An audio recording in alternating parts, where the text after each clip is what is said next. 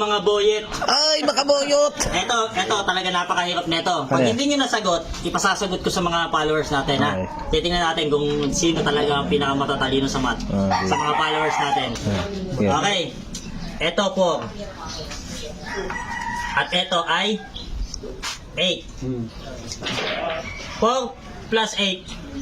16, 12, 12. 16. Oh. Ngayon, 16 doon. ito 16. 16 to. Tapos ito 20. Ngayon, mga idol, pag hindi nyo nasagot, ipasasagot natin sa mga followers ha. Para sa 300 pesos, ano yung number na nandito? Ano? Na. Ano boy? Ngayon, ulitin ko, 4, 8, 12, na 16, tsaka 20. Para sa 300 pesos, anong number ang nawawala? Forever yan! dali-dali yan eh. Di masagot. 24. Okay, 24, mali.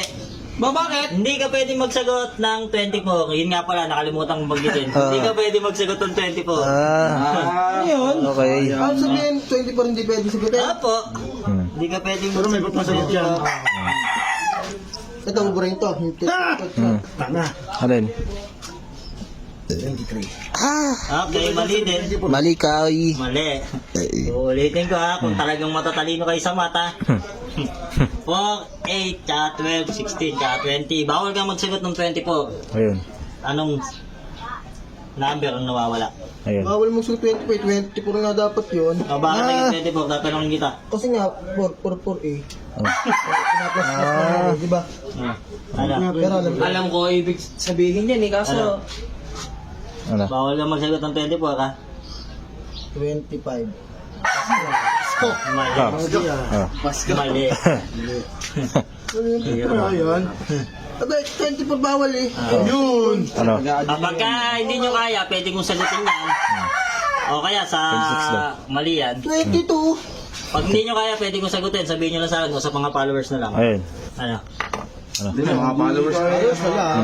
Hindi na, sasabihin ko sa inyo sagot para Sige. ano, basta sagutin nyo muna. Oo. Ano? 21, mali ka boy. Ito ang tamang sagot dyan. Ano ang tamang sagot? Ito ha, o. Ito na ang tamang sagot dyan. Para sa mga nagtatanong. Okay.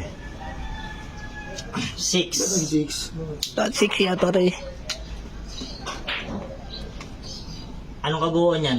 24. Ano ba pinasama? 24. 6. Ah! Lapit ng sagot sa. mo na lang siya. nakakainis. Akala ko gagawin 28, 28. Di ba? Naisahan tayo dun ha. Kaya pwede nga 10 eh, oh. Oo. Hindi naging Yan sa ah. mo, ganun Oo.